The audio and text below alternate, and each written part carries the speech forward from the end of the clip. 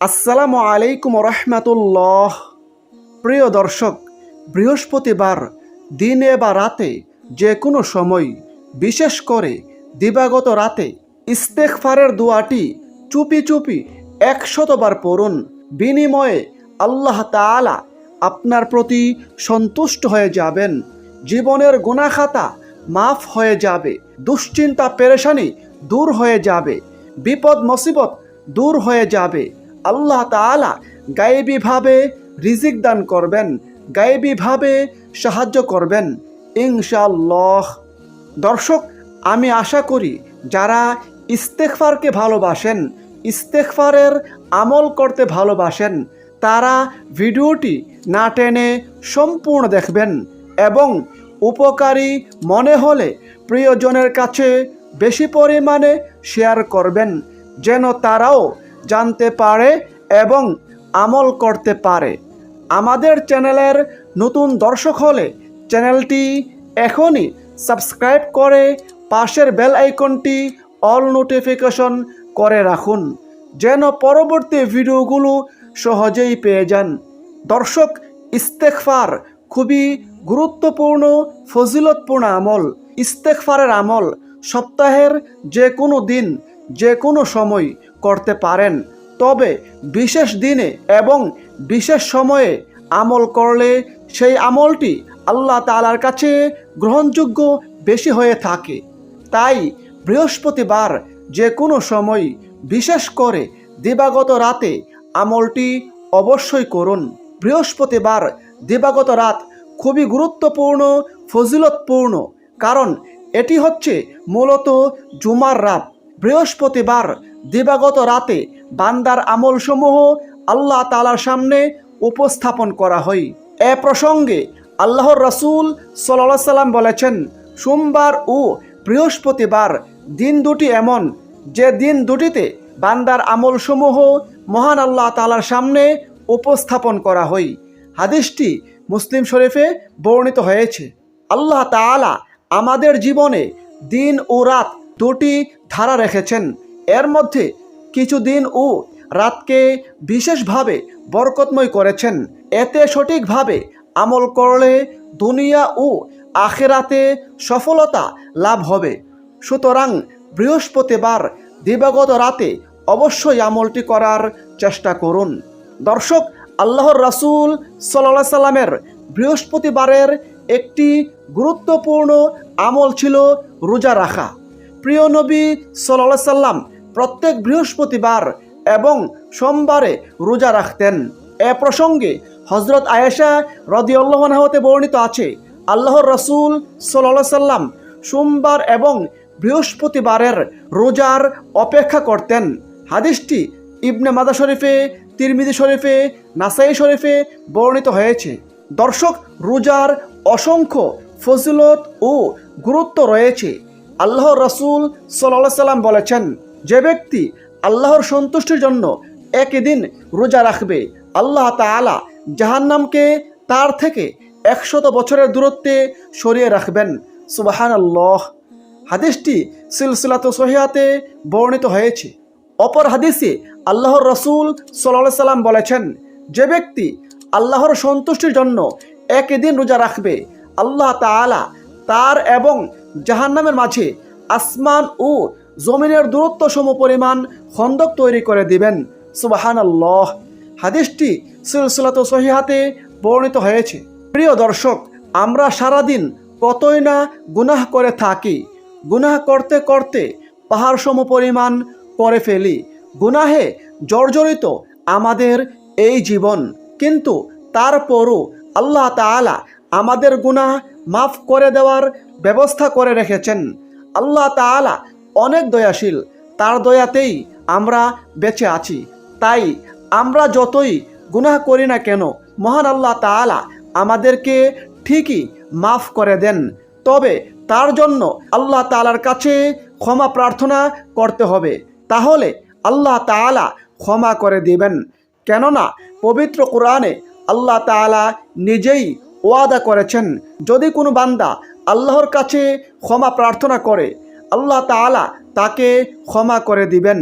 এ প্রসঙ্গে পবিত্র কোরআনে আল্লাহ তাআলা বলেন, হে নবী, আমার বান্দাদের জানিয়ে দাও যে নিশ্চয়ই আমি অত্যন্ত ক্ষমাশীল ও অপরিসীম দয়ালু।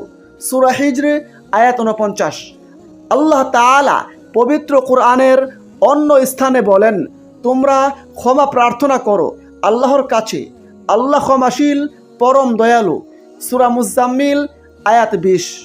দর্শক, এই বৃহস্পতিবারে গুরুত্বপূর্ণ দিনে ইস্তেগফারের যে কোনো দোয়া পড়তে পারেন। তবে আজকের ভিডিওতে আমি আপনাদেরকে ইস্তেগফারের খুবই গুরুত্বপূর্ণ ফজিলতপূর্ণ একটি দোয়া বাংলা উচ্চারণ সহ জানিয়ে দিচ্ছি। সেই দোয়াটি হচ্ছে আস্তাগফিরুল্লাহ আল্লাযী লা ইলাহা ইল্লা হুয়াল হাইয়ুল কাইয়্যুম ওয়া আতুবু ইলাইহি। আস্তাগফিরুল্লাহ আল্লাযী লা ইলাহা ইল্লা হুয়াল হাইয়ুল কাইয়্যুম ওয়া আতুবু ইলাইহি।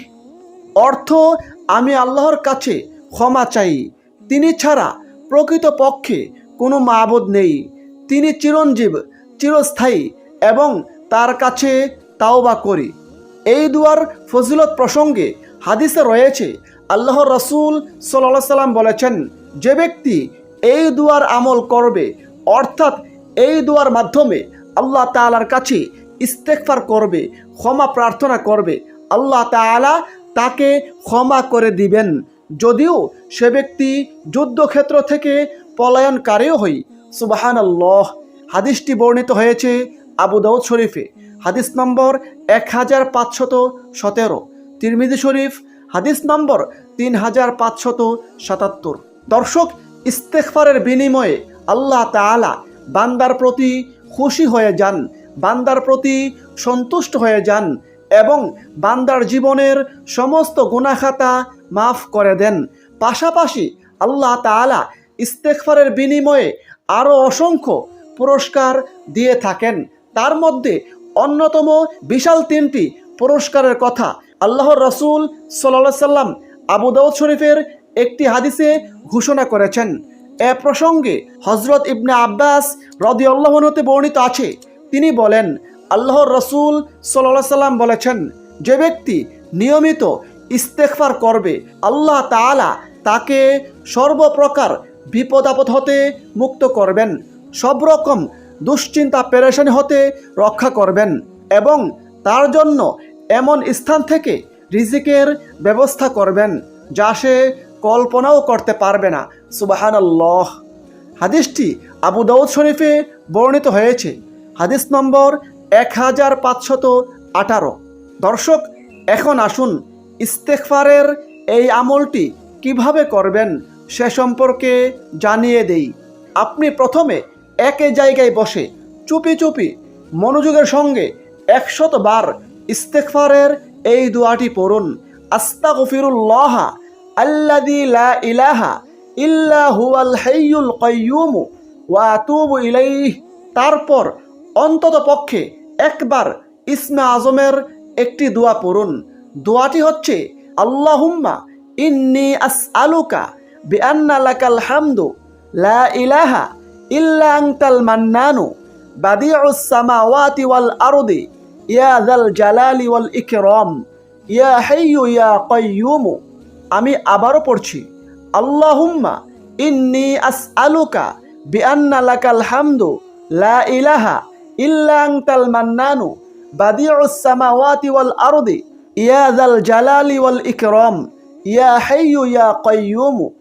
দর্শক, এইভাবে দোয়া দুটি পড়ার পর আপনি অন্তত পক্ষে 3 বার রাসূলের উপর দুরূদ পাঠ করুন। সেক্ষেত্রে যে কোনো দুরূদ শরীফ পড়তে পারেন। আপনি চাইলে এই সহজ দুরূদ শরীফটি পড়তে পারেন, আল্লাহুম্মা সাল্লি ওয়া সাল্লিম আলা নাবিয়িনা মুহাম্মদ, আল্লাহুম্মা সাল্লি ওয়া সাল্লিম আলা নাবিয়িনা মুহাম্মদ। সর্বশেষে দুহাত তুলে বিনয়ের সঙ্গে কাকতি মিনতি করে আল্লাহ তাআলার কাছে নিজের গুনাহের কথা স্বীকার করে গুনাহ খাতার জন্য ক্ষমা প্রার্থনা করুন। আল্লাহ তাআলা ক্ষমা করে দিবেন, জীবনের গুনাহ খাতা মাফ করে দিবেন।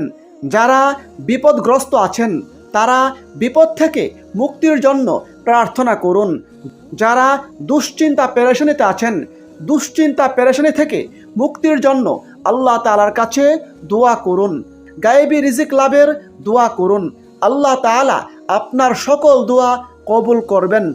আল্লাহ তাআলা দুশ্চিন্তা পেরেশানি দূর করে দিবেন, বিপদ মুসিবত দূর করে দিবেন, গায়েবীভাবে সাহায্য দান করবেন, গায়েবীভাবে রিজিক দান করবেন ইনশাআল্লাহ। মহান আল্লাহ তাআলা আমাদের সকল মুসলিম উম্মাহকে এই গুরুত্বপূর্ণ আমলটি করার তৌফিক দান করুন। আমিন। আসসালামু আলাইকুম ওয়া রাহমাতুল্লাহ।